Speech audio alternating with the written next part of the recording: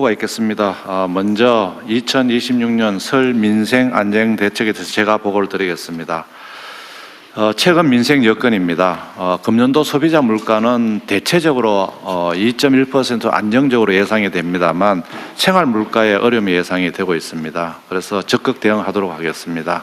특히 생활 물가 중에서 먹거리 가격이 높아서 부담이 되기 때문에 이 부분은 중점 관리하도록 하겠습니다. 첫 번째, 소비에 있어서는 소비 회복이 대통령께서 말씀하신 것처럼 이제 회복은 됩니다만 소상공인, 중소기업, 취약계층까지는 확산하는 데는 다소 어려움이 있기 때문에 이 부분을 중점을 두도록 하겠습니다. 두 번째, 설 민생 안정 대책입니다. 첫 번째는 제삿날 성수품 물가 안정을 통해서 장바구니 걱정 없는 넉넉한 명절이 되도록 하겠습니다.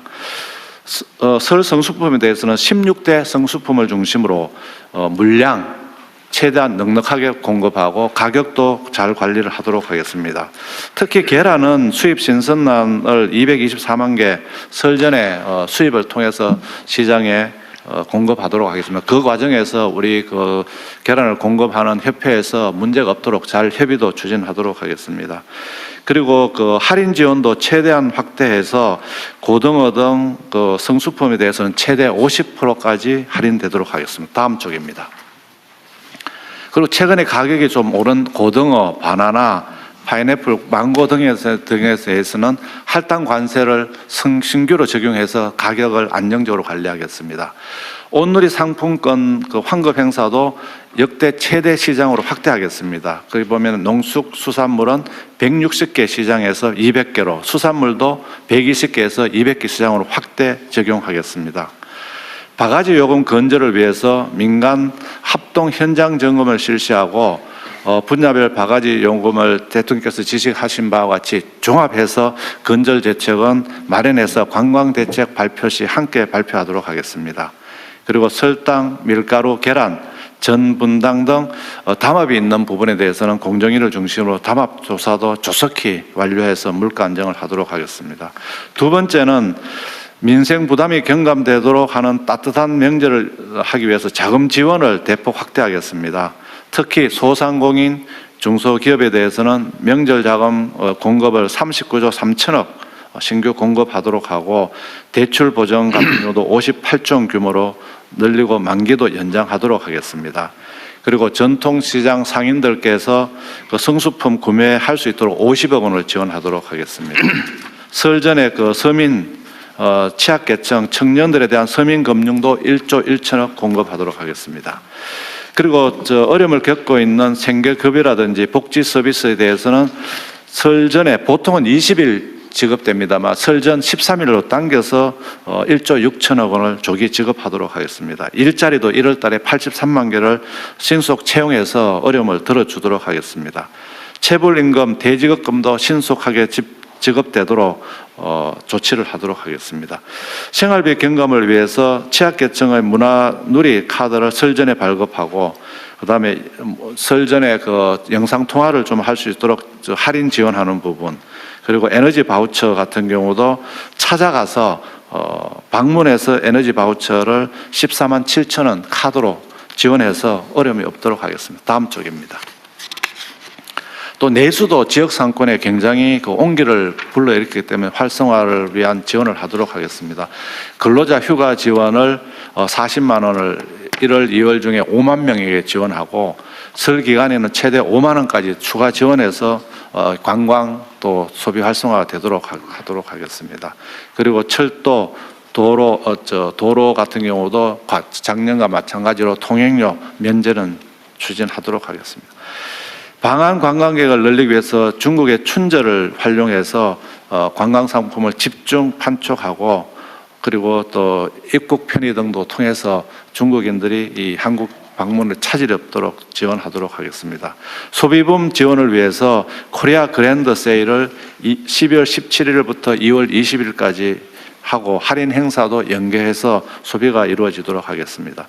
지역사랑 상품권도 1, 2월 중에는 4조 원 규모로 집중 발행하고 할인율도 인상하고 구매 한도도 확대해서 이 부분 지역 소비가 살아나도록 지원하도록 하겠습니다. 그리고 설 연휴 기간 동안에 24시간 빈틈없는 안전한 명절이 되도록 하겠습니다. 응급의료 조치, 그다음에 교통안전 등을 24시간 상황관리 체계를 강화하고, 그리고 화재 등 특별 점검을 해서 안전 관리를 하도록 하겠습니다. 지금 부처별로 설 민생 안전 대책을 했는데 요약본을 보고드렸습니다만 굉장히 두꺼운 과제입니다. 그래서 부처별로도 개별 홍보를 하도록 하고, 특히 디지털 매체를 활용한 SNS, 유튜브, 영상 쇼츠 등을 활용해서 하도록 하겠습니다. 또한 그 국민들께서 이번 대책을 찾아보실 수 있도록 AI를 통한 검색이 가능하도록 해서 어디선지 누구나 접촉을 해서 이 자료에 접촉할 수 있도록 하겠습니다. 이상 보고를 마치겠습니다. 네, 수고하셨습니다. 준비된 대로 잘해 주시고요. 그 할당관세 있잖아요. 네네. 이 할당관세라고 하는 게 특정 물가 대책을 위해서 네. 관세 없이 수입할 권한을 특정 수입업자한테 주는 거죠. 네네. 그런데 이걸 줬더니 악용을 해가지고 네. 자기 가족한테다가 다 팔아먹었다는 얘기도 있고, 네. 이거 다 어디 뉴스에 나온 얘기예요. 네. 아니면은 싸게 사와가지고는 그냥 원래 가격대로 팔고 그런 경우가 있다고 그러던데. 네. 혹시 국세청은 이런 거 혹시 좀 알아보셨어요? 네.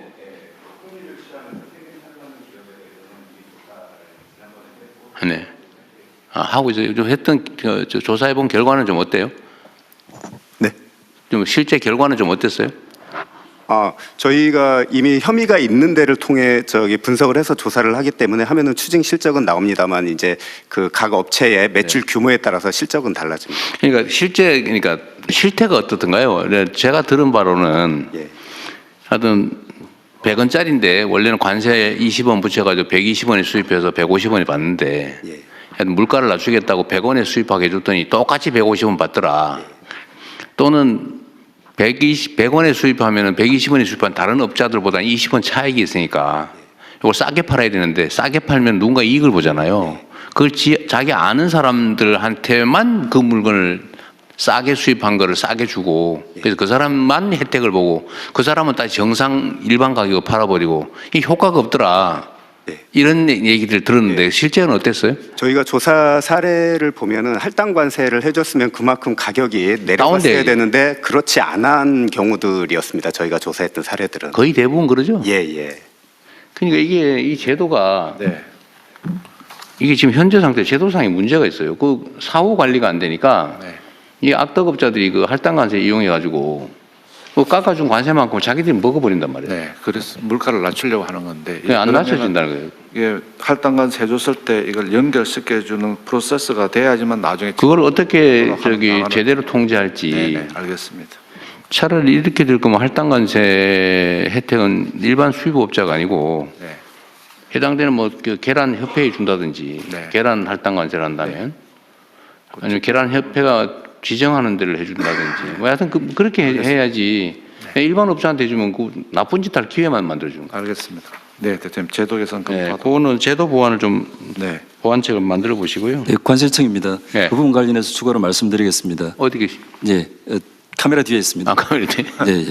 네. 그 할당 관세 지금 말씀 주신 부분을 저희 관세청에서도 원래 그 할당 관세 관련된 그 품목이 수입이 되면은 그 부분을 40일 이내에 반출을 해야 되는데 그 반출 안 하고 그냥 창고에 둔다든지 그런 부분들을 단속했고요. 그리고 또 계란 파동이 있었지 않았습니까? 그래서 미국산 계란이 들여왔을 때 그게 오히려 더 그 반대로 무단으로 반출되는 그 사전에 그런 경우들도 있고, 그 대통령님 말씀하신 그런 할당 관세 자체의 어떤 물량 부분을 그 고의를 가지고 불법으로 하는 부분들도 저희들이 단속을 하고 있습니다. 예를 들어서 특정한 업체의 할당 양 자체가 정해지가 있는데 그 부분을 뭐 자회사를 실제로 만들어 가지고 그 자회사가 또 할당을 받아서 전체 물량을 높게 만들어서 다른 업체들이 그 피해를 보는 그런 다양한 부분들을 맞습니다. 행정지도 또는 필요하면 저희들이 검찰에 고발해서 또 형사처벌도 하고 있습니다. 그런 문제에 대한 수사 권한은 누구한테 있어요? 관세청에 있습니다.